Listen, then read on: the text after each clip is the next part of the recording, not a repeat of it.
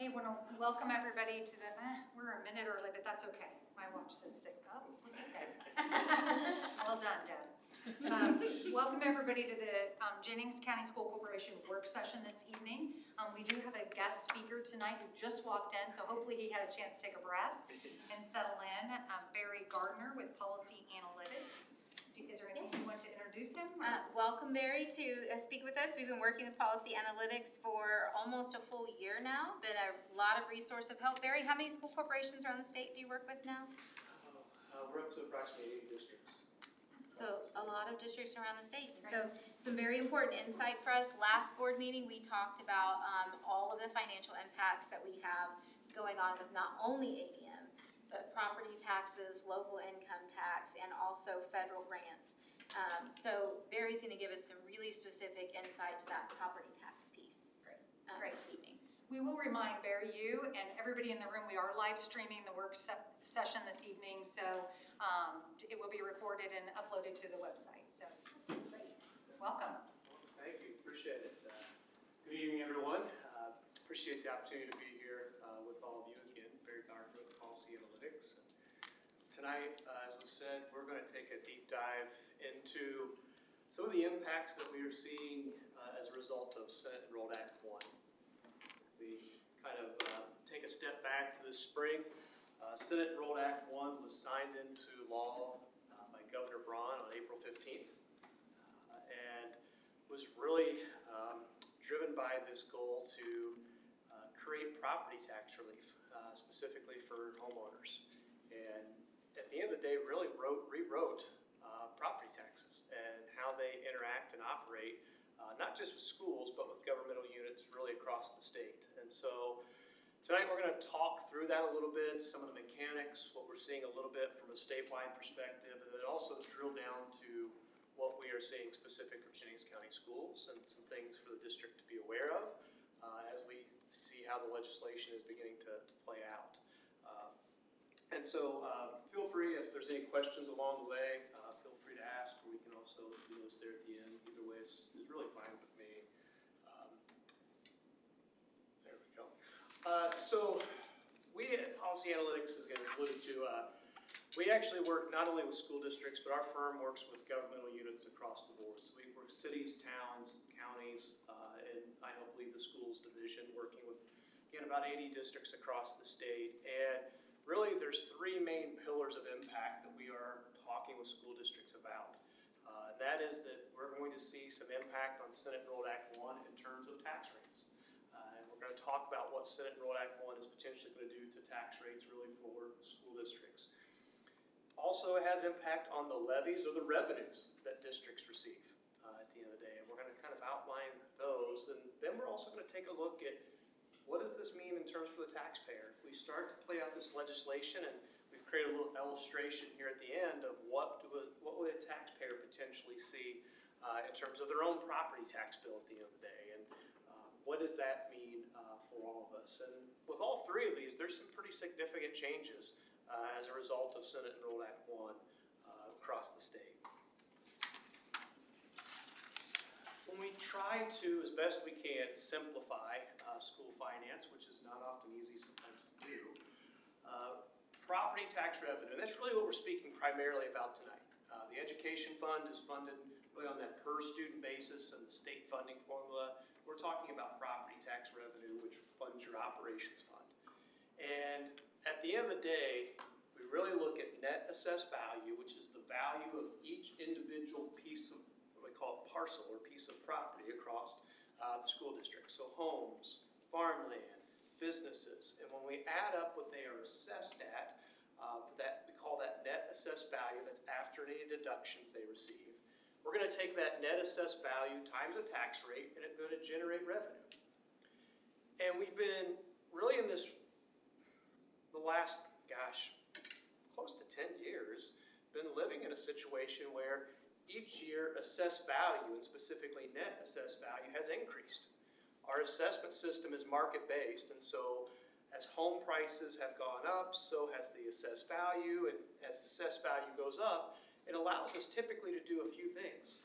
One, we can keep a steady tax rate and generate additional revenues that maybe help with inflationary pressures. We can also allow the tax rate to decline and still maybe generate the necessary revenues as assessed value grows. With Senate Enrolled Act 1, we're really beginning to look at that bottom row, which is new, in that we're facing the result of declining net assessed value. And as net assessed value goes down, the tax rate must go up in order to generate the similar amount of revenues. And that's one of the new mechanics of Senate Enrolled Act 1 across the state. As the declining net assessed values happen, it's going to have impact on tax rates and it's going to have impact on revenues at the end of the day. Why and what? What's driving this? So the legislative changes were many, really across the board. They really, in some ways, pulled multiple levers all at once. And the first is in the deductions that a homeowner receives. So previously, if you've ever looked at your property tax bill, there's a gross assessed value, again, that tends to be market value or associated with market value you can sell your home for. And then you have deductions. You had a standard deduction of $48,000 and typically a supplemental deduction of 35%. The new legislation phases out that $48,000 deduction over the next 6 years down to zero. But at the same time, it's increasing the supplemental, increasing that percentage really up to a 2/3 deduction. Why? The legislative body thought, and mathematically would play out, a standard deduction of $48,000 becomes worth less and less each year as my home value grows because it's a stagnant figure. It doesn't grow with the home. So the value of that deduction becomes worth less. Where a percentage deduction, the deduction grows as a proportion as my home value grows. And so that was the desire, was to increase the deduction for homeowners. And at the end of the day, a 2/3 deduction is going to be greater than our original $48,000 and 35%. And the theme really tonight, if we start trying to take away some nuggets, right, or some simple thoughts with this, is anytime I'm increasing deductions, I'm going to drive down net assessed value. And then when we drive down net assessed value, that's going to have impact on the rates and revenues. And so this is the first place we begin to see deductions increase, in this case specifically for homeowners. The other component that they have provided for homeowners to try, I think, to create relief a little faster, because again, the last slide, it was a 6-year phase-in of that deduction, is a new homestead credit. And it is 10% of your tax liability, or what you pay in property taxes, up to $300. And it's after the property tax caps. So if I had a home that was worth $150,000, and the most I could pay is $1,500 in property taxes due to that 1% cap, I'm going to get an extra $150 off my tax bill in 2026, which that $150 is then revenue now that is not coming to the schools and to the other local government units, right? It's a revenue that's going to be kept by the homeowner at the end of the day. And so this starts in 2026, and we see it have some impact, as we'll show later a little bit, on the district's revenue as we move forward. They also increased some additional deductions. They're familiar. There's been a 65 and over. There's been a disability deduction. There's been a veterans deduction. They've increased those and also increased the income levels that allow a person to qualify for those. So again, some additional deductions that play out in the legislation as well. The other area, and this is new, is that they introduced deductions now for the 2% property tax class. And the 2% property tax class, it contains apartments, rentals, long-term care, and agriculture. And it phases in again over the next 6 years up to a 1/3 deduction. And they also changed the base rate calculation on farmland. So numbers off my pulling here again, I think originally the base rate per acre was supposed to be around $23.90, and I think it's coming in now around $21.20, $21.40 on a per acre basis. I may be a little bit off on that, but it's a couple $100 difference, and so again, that has impact then on the revenues and the rates of the district as well, as they've created these additional deductions in the 2% class. The last and probably most complex is the changes they made to business personal property.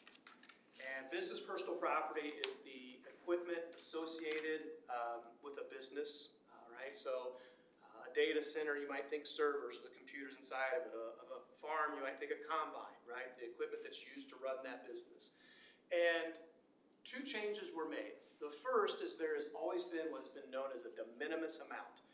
That's recently been up to $80,000 that a business did not have to report equipment for state taxable purposes. So if I had a $75,000 piece of equipment, I didn't have to report for taxable purposes. Starting in 2027, that threshold now goes to $2 million. So now if I have a $1.5 million piece of equipment, I, beginning in 2027, will not have to report that for taxable purposes. And really what that does is it pulls assessed value out of the system, giving that really exemption to businesses and their equipment, and that's going to pull assessed value out of the system. And again, that drives down at the end of the day AV overall and specifically net assessed value. And we're going to see that a little bit in your specific data in a moment. And it has some impact, but you're still going to be left with a decent size amount of your assessed value that's business personal property. I think it's around 13% still after that deduction comes out. And the concern there, I think from the school's perspective, is the second part of the business personal property. Currently, a business can depreciate a piece of equipment down to a 30% floor. So if I have a $10 million piece of equipment, a large piece of equipment, I could depreciate it down to $3 million, and I pay taxes on that remaining $3 million. Any new piece of equipment from January 1 of this year moving forward, I can depreciate that down to zero for taxable purposes. So it creates a way to lessen my tax liability. And what we don't know is what kind of economic incentive that might create. If I'm a business and I have a lot of large equipment, maybe do I replace it a little sooner knowing that I can eventually, over a depreciation cycle, get that down to a lower taxable purpose? Do I create a new entity, a new LLC, in which I shift my business personal property over to the new LLC and depreciate that down? And the challenge is that's still going to take time, because even if I purchase that new piece of equipment, it's going to have its own individual depreciation schedule, and that varies depending on the piece of equipment. But typically, it's at least 4 to 5 years and sometimes longer. So we won't know that full impact of the second portion of did it create this incentive, or what's that impact really for multiple years down the road. But it's something to keep an eye on. Really, at the end of the day, when you think about it, 20 years down the road, if we really play this out, it's a good chance it's eliminating most of the business personal property as a taxable entity at the end of the day as new pieces of equipment come on and with that depreciation schedule change. The last, and this has been a little bit new, I'll just touch on this briefly. 2 years ago, the state legislators put in caps or thresholds, on the debt service fund. And basically they said at the time, if your debt service rate was above 80 cents, you had to take a project. You were forced to take a project to a capital referendum. It didn't matter if it was $2 million or $200 million. It was, you were above 80 cents, you had to take it. They've now lowered that to 70 cents. The area, though, is probably a little closer, I think, from the Jennings County perspective, is we have this 40-cent threshold. And that really, I'd say, is the lesser of the two impacts. The 40-cent threshold says that if now treats every project like a controlled project, meaning that you have to do 2 public hearings, have to wait 30 days, see if there's any taxpayers, enough taxpayers, up to roughly 500 that file a petition against that. If they do, then you're forced then to maybe go down some different legal steps. If they don't bring the petition forward, you're allowed to move forward with the project. Right? That's kind of the process. And that's been in place for many years. A lot of districts go through that. The reason we bring this up is, one, this is in our slide deck because they've changed it to 70-40. But secondly, they've created mechanics that are going to drive up tax rates. And so tax rates are going to be pushed up against this threshold. And so it's an area just that more districts are having to keep an eye on. So if you hear that, that's some of the changes, and we'll talk a little bit about that. Okay. Let's talk talk a little bit about some statewide pieces here. We recently, Policy Analytics held a seminar. We brought in about 60 school districts to talk about Senate Enrolled Act 1 and what we are seeing in the data.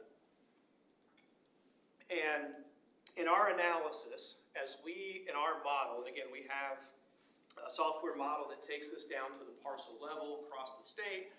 And as we looked at the schools changes over the next 6 years, right now the average school tax rate in the state of Indiana is right around $1.02, call it $1.03 if you round up. And over the next 6 years, you would potentially see that rate rise to $1.37. And that's with the districts keeping the same amount of levy or revenue in their debt service fund as they currently have. So it's not increasing any levy in their debt service fund, and it's just allowing the operations fund to operate like it has in previous years, where it grows by the growth quotient in the state of Indiana. So really kind of status quo is the best way to say it, right? And so overall, we're seeing that rate rise. And so this is a mindset shift, right? Because we've been in a situation in a lot of districts across the state that have been able to manage to a steady tax rate, right? A lot of districts often ask, what is the state tax rate?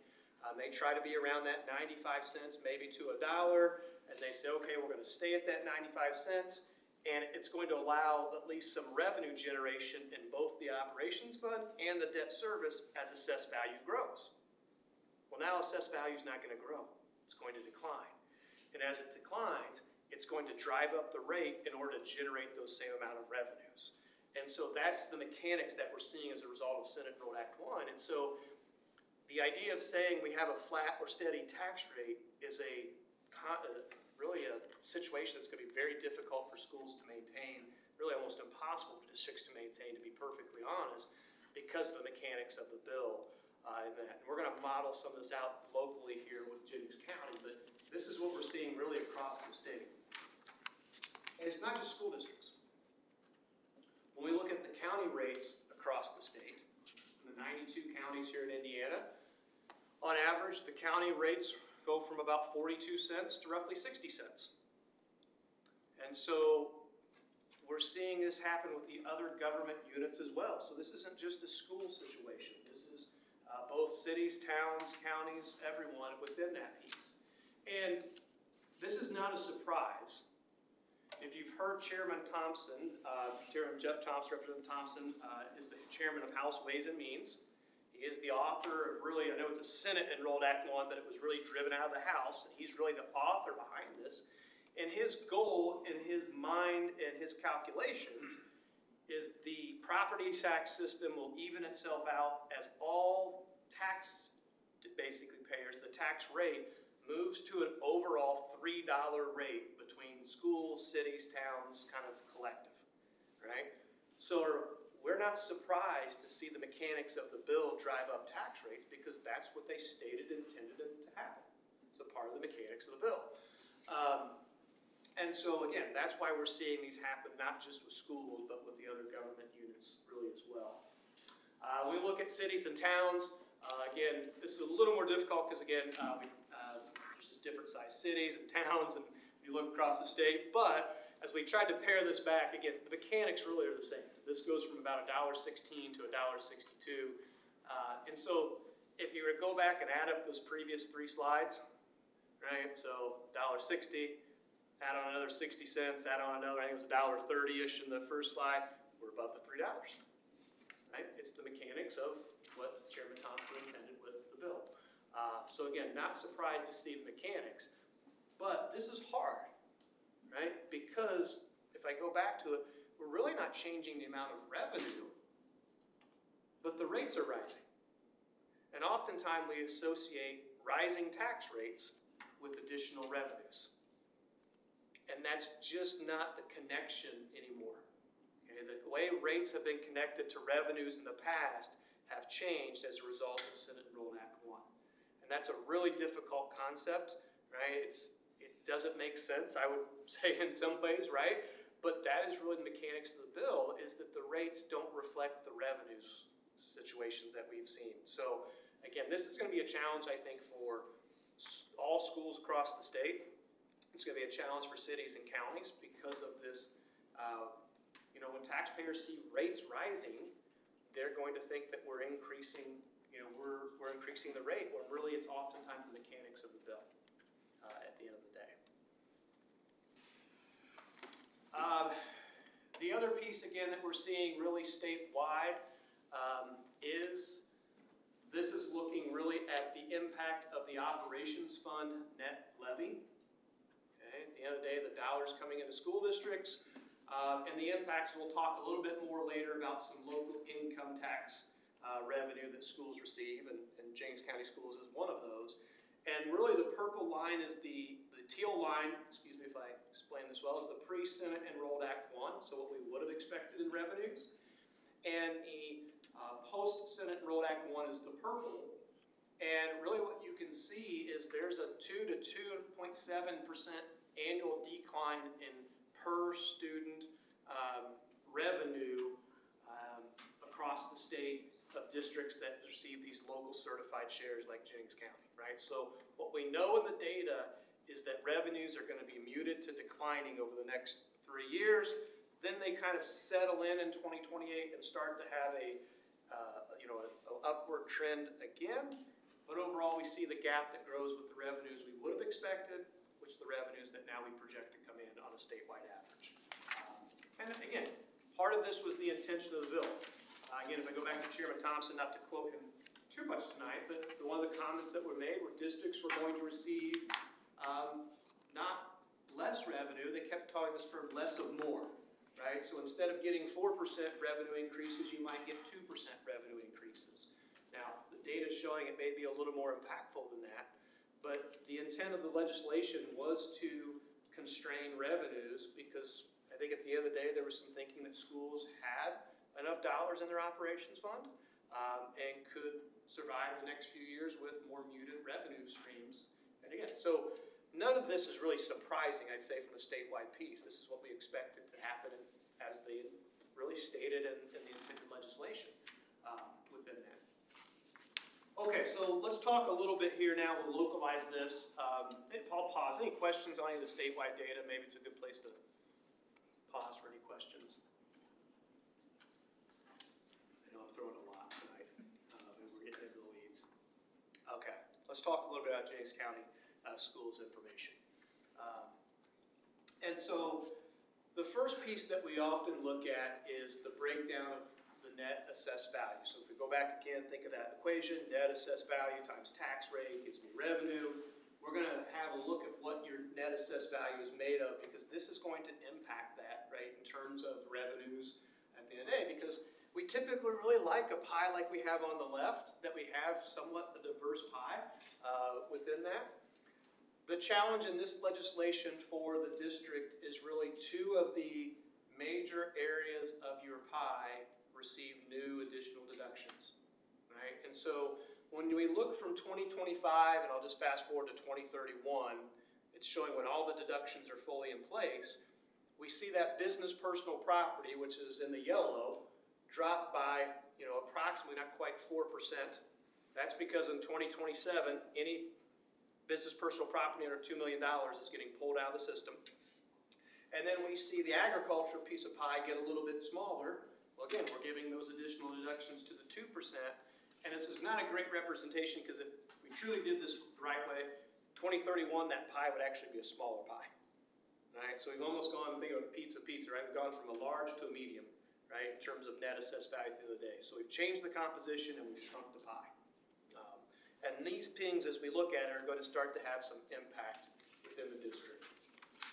As we often do at Policy Analytics, we try to look at debt service for a lot of our districts because depending sometimes on how you move your debt service needle, it can have impact on your operations fund. So as we look at the scenarios, we ran really two scenarios for the district. One is we kept the 25 debt service levy constant, and then the other we kept the 2025 debt service rate constant. And that's probably seen a little bit more easily here. So if I refer in these future slides to the levy scenario, it's really saying you keep your 2025 debt service levy at that $4 million figure. In the 2025, we're keeping the 34.75 debt service rate constant, which in the previous situation with growing AVs would have generated additional revenue or higher levies each year in the mechanics of it, right? And these are just guardrails for now. As our work with the district, an assessed value is released here in hopefully another month or two for 2026. That's when we'll dial in with the district and your work with Baker Tilly in terms of the exact structuring of your debt. This was our way to try to get some guardrails and see what the impact looked like for the 80 districts that we're looking at really the last couple of months. So it's going to give us, I think, a somewhat accurate look at what's happening. We'll definitely tailor that in. And here's the chart that really is going to drive a lot of our conversation. And this is net assessed value projections for the district. The green line represents gross assessed value. So that's before deductions. And call out a couple of things. One, a really easy one, is you see that call out, which says BPP impact. Right? That is the business personal property impact. And if you look, in that year, the green line actually goes down when every other year really around it, it's increasing. And why is it going down from 26 to 27? Because we're pulling out those parcels under the $2 million threshold that now the legislation are exempt. And so that does have impact on your assessed value. If you think back to that previous pie chart, that's why that piece of that yellow got smaller. The reason the green line, though, continues to grow is because we do have some trending assessed value, as we call it, growth.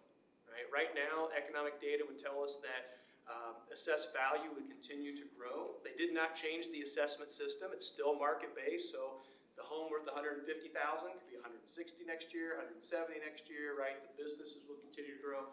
So that's why we have that green line still trending upward, is because we have some positive growth in there.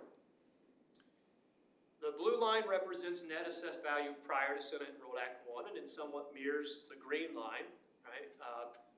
And then the orange represents net assessed value after Senate Enrolled Act 1.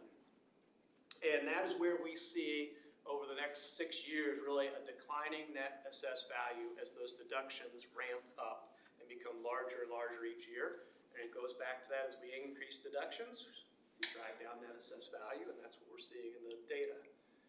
In 2031, you see it start to move back in a positive direction. That's because at that point, all the deductions are fully in place. Right? We kind of set a new floor, establish a new baseline, and then it grows with gross assessed value, though at a more muted level because we have larger deductions at that point. And so we're in this really interesting time, to be perfectly honest, in that we have the next 6 years that we're probably going to be facing declining net assessed value, which is different from what we've been dealing with the last several years and how that's looked in terms of our rates and our revenues. And then in 2031, we might flip back to a situation where we have growing assessed value. And so it's going to require flexibility really from schools across the state in terms of how you think about your finances around property tax revenue at the end of the day. So what does that impact look like specific for Jennings County community schools? Again, this is an illustration. I want to pause. Let me come back to this. I'll come back to that tax rate because I want to set this up. We have, again, it's a roughly, call it about 3%, call it trending AV growth. Right? And with any of our projections, again, we're making that, we tend to try to be a little bit conservative because we don't want to overestimate your assessed value growth. But it is a projection, right, based on the best information we have today. So if assessed value comes in better than what we're projecting, the numbers that we'll see would look better.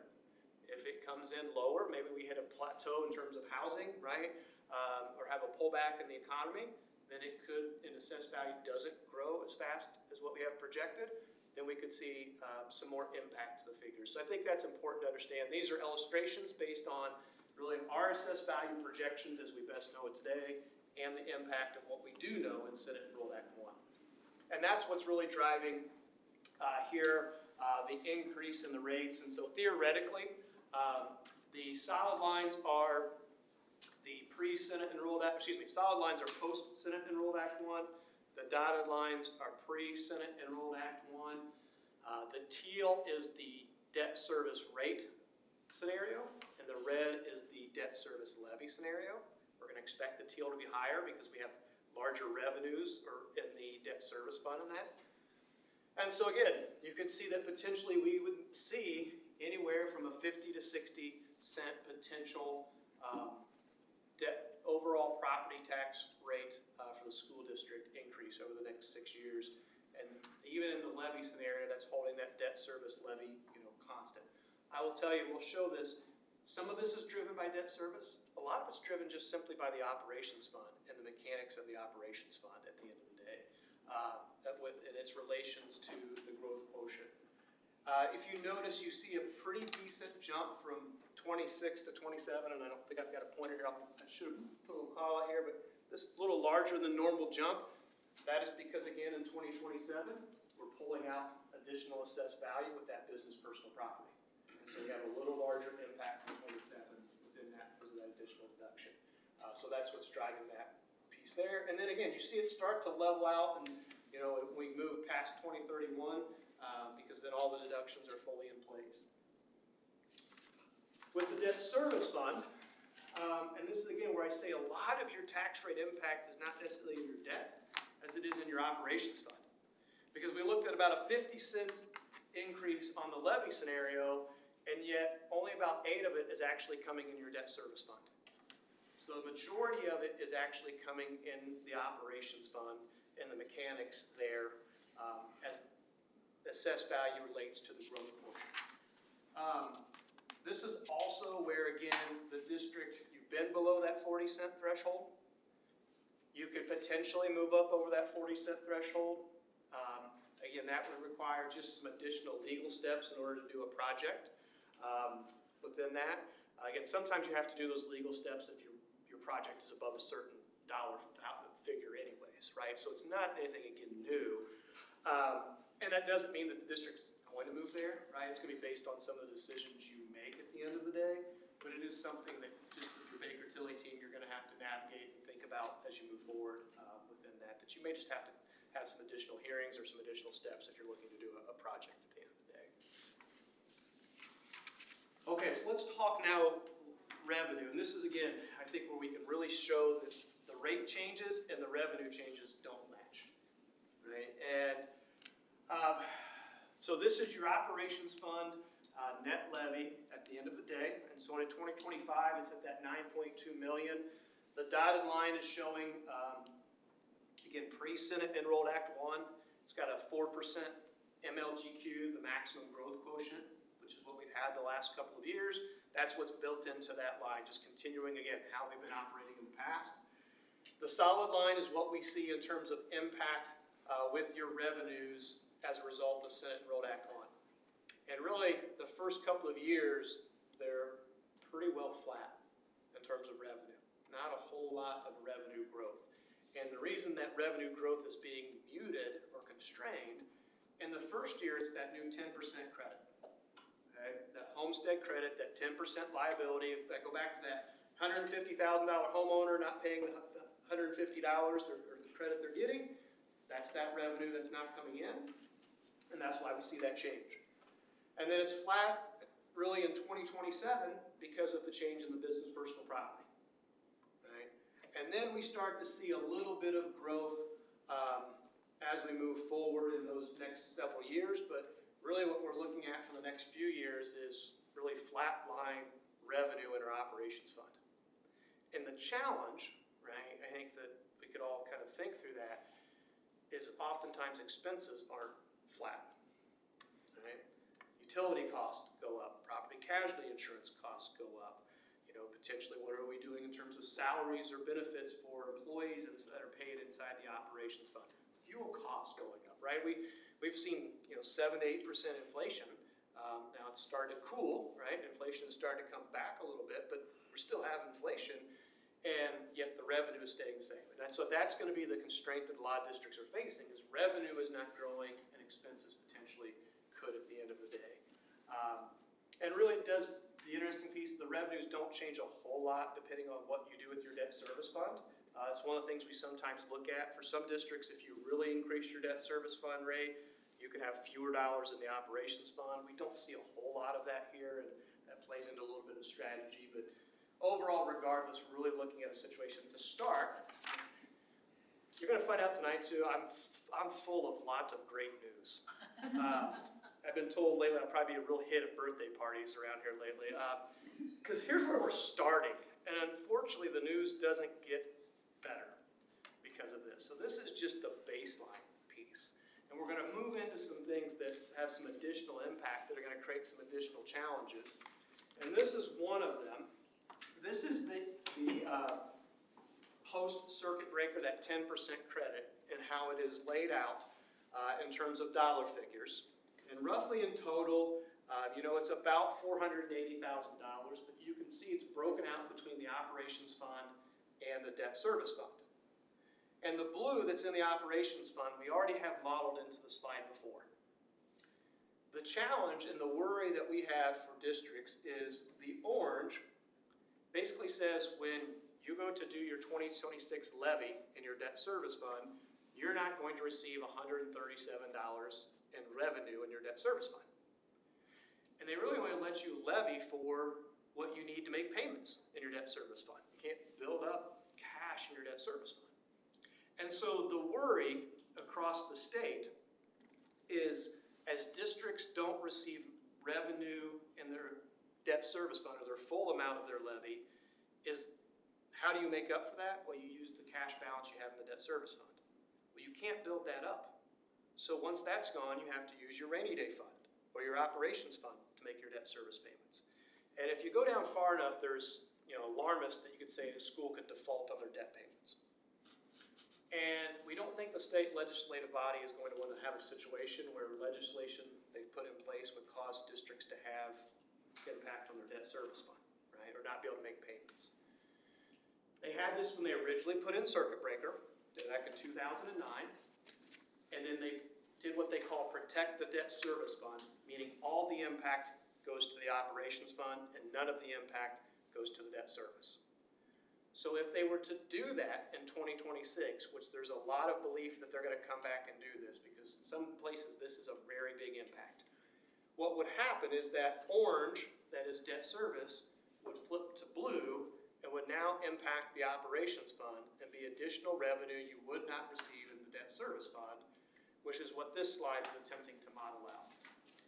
And so now we've added in that, at least on the left side, that maroon line that shows really slightly, again, about $140,000 to $180,000 less in operations fund revenue than we previously showed you.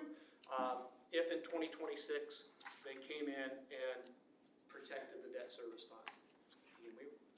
I'll be surprised. Maybe it doesn't happen in 26, maybe it's 27. I just don't know that they're going to allow that to play out across the state. I think it's a real concern, and we're hearing that they're aware of it and talking through it. So, again, unfortunately, what that means is more impact on the operations fund, right? And fewer dollars in the operations fund. Well, adding to that. So now we're actually seeing revenue start to decline. Then, because we're not done, because we've got to have some more things in the bill, we have local income tax impact. So local income taxes in the past has been collected at the county level. It's a tax on your income and used for a variety of situations. One, it's often used as what they call certified share, where it's actually cash that is then a revenue that's distributed to the local units of government across the county. So they're using income and helping to support local units. Jennings County is one of those, and the school district is one of those. The other is when they use the local income tax as what we call a property tax replacement credit. And this is called PTRC for short. So if I say that or you see that, that's what PTRC is. And basically the idea is we're taking local income tax and we're using it to lower the property tax bill. Right? So you pay less in property taxes. And all of these are set to go away in 2027 per the legislation. Okay? So any current local income tax agreements will expire. Now there is potential, and it's written in the legislation, that new local income tax agreements could be established at the county level, and now they've also given other units of government the ability to establish a local income tax. Municipalities, cities and towns of a certain size, not school districts. And so school districts don't have an opportunity to do a local income tax moving forward. And what we have, at least currently what's been interpreted, though I think this could be an area for change, is that moving forward, the schools would not be a part of any potential sharing of any new local income tax pieces, nor a property tax replacement credit able to be established. Now, you're going to start to see some data that you're going to, I think, see why I think this could be continued to talk about over the next 2 sessions. But this is playing, really here in the district. I think we've got a slide here that shows currently, this is from the DLGF, that in Jennings County, and there's more than here, but the school district receives approximately $630,000 in certified shares. So that $630,000 is revenue that will go away starting in 2028 for the school district. And then in the bottom left-hand corner, I know it's a little bit small, really it says there's property tax relief of $1.6 million. That means they're taking $1.6 million of local income tax and using it to lower property tax bills. Okay? That is scheduled to go away as well. So, what does that mean as we look at impact? Well now, as we look at this chart, kind of again coming back to what we're seeing, now as we add in the local income tax revenue, we see that much more significant drop in 2028 because that $630,000 of local income tax revenue as of today is set to go away. Right? Now again, there is a legislative session in 26, there's a legislative session in 27. Could that change? Potentially, right? But as of right now, this is how the legislation reads. And so again, this would have impact on the school district's operations fund. I think technically, Philip and I are talking, this may actually go into the education fund. We've just modeled it here, kind of staying in the theme of our current slides, right? Really, at the end of the day, it's $600,000 of revenue the district's receiving that goes away. So whether you have it in the education fund or the operations fund, it's going to have impact on those two, in those pieces. And so then again, as we pull in that post-circuit breaker credit, this maroon line on the left is really what we've been telling districts to at least start planning around. Because right now, the way the legislation reads, your revenue would be relatively flat in 26 and 27, would see a decline due to that local income tax in 28, and we think they're going to do something with that post-circuit breaker credit, right? And so we now see as we play that out, roughly about a $2 million variance from what we would have expected in revenue to what we start receiving in revenue really from 2028 and beyond. That's relatively our gap at the end of the day, is about $2 million of revenue that is potentially going to go away from the school district. Right. I wouldn't call it good news, but you're not alone, right? In this piece, right? You're not alone. We're doing this chart for a lot of people. This is going to be a challenge. I think the piece, every school district is facing the tax rate situation. Every district is facing revenue situations. You are on one of those districts. There are 74 school districts across the state that will actually receive fewer dollars in 2026 than they'll receive in 25.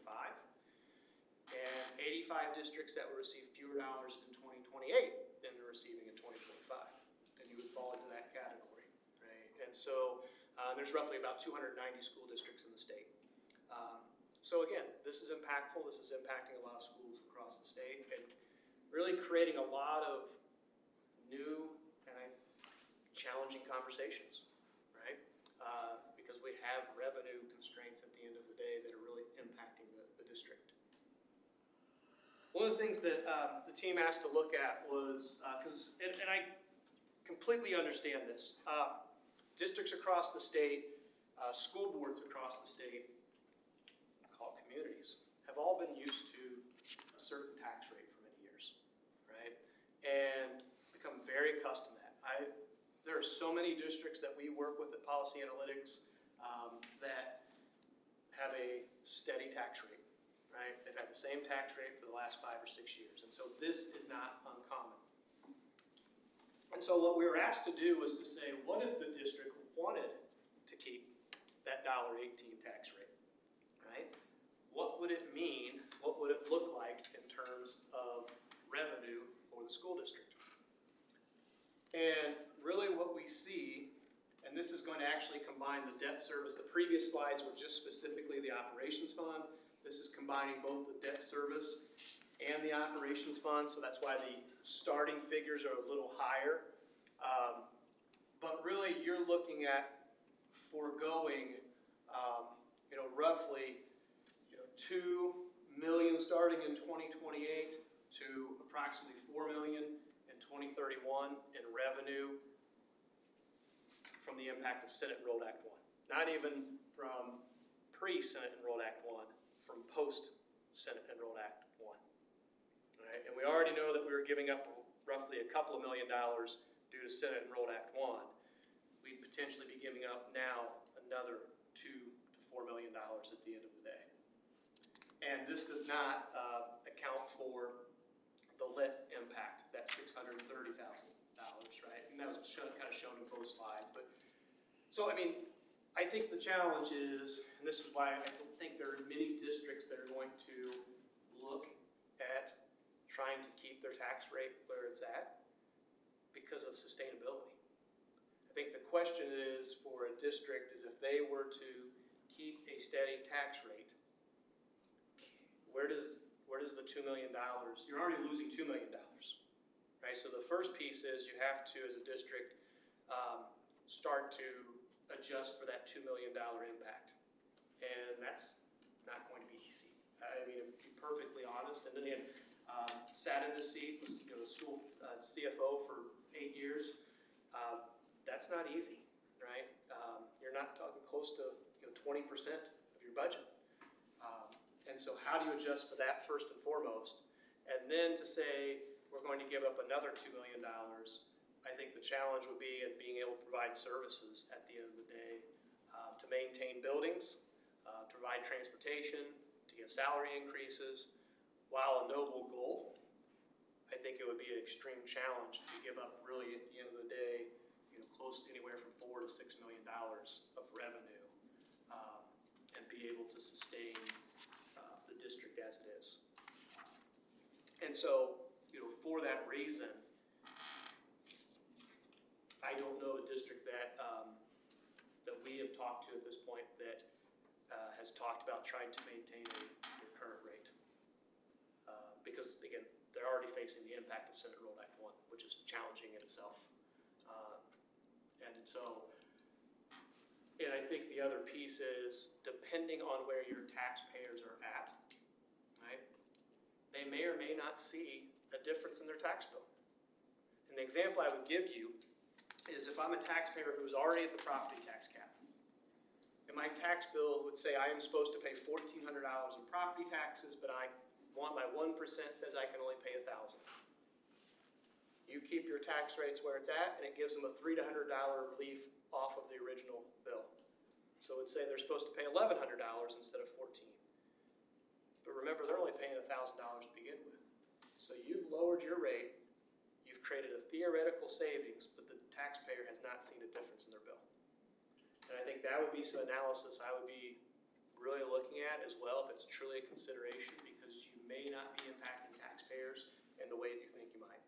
Right? That's the challenge sometimes of the property tax system and property tax caps, is we think by lowering rates we may be having impact on taxpayers, and in some cases you might, and in other cases you may not.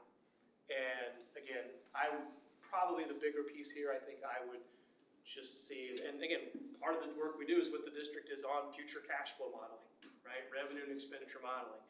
And I know we've been working through that already and working to adjust, and now the goalpost has been moved with Senate Enrolled Act 1. It's going to create even further conversations. This would be even more difficult to pull off, right, within that. So I just think, appreciate the look. I think it's an interesting piece. The other just want to take a look at here real quickly is what does this look like in terms of taxpayers? And we just took, I think, a couple of situations here that are a little bit illustrative. So this is North Marin City Taxing District. This is, again, what they would pay in property taxes. In this case, all of the homesteads are at the cap. They're paying their max 1%. You see the bill go down from 25 to 26. That is the result of that 10% credit. My worry, and this is probably just Barry Gardner, but a lot of people hear $300 and think I'm getting a $300 deduction on my tax bill, and it's not $300, it's 10%. So in this case, it's roughly, it would start as $130. But I think what people are also going to find is as their assessed value goes up in the home, it's not going to be the full $130, right? It's going to eat into that.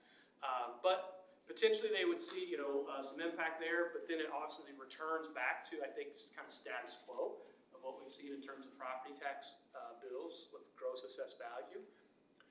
I think the bigger concern is this one. So this is Geneva Township Taxing District. You can see from 25 to 26, there is a slight decline in the tax bill from that 937 to just under 894.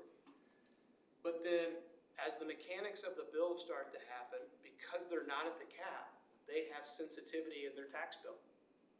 And so when the business personal property goes away, it shifts the tax burden, as we call it, away from the business personal property to the other units, including homeowners. So this would cause their bill to go up, approximately $160 in that next year. And then the following year, there's the opportunity for another $140 increase because the property tax replacement credit that has been lowering their property tax bill goes away in the legislation. And so, again, these are mechanics of the legislation, not mechanics of the school district operating any differently than you have been. Right?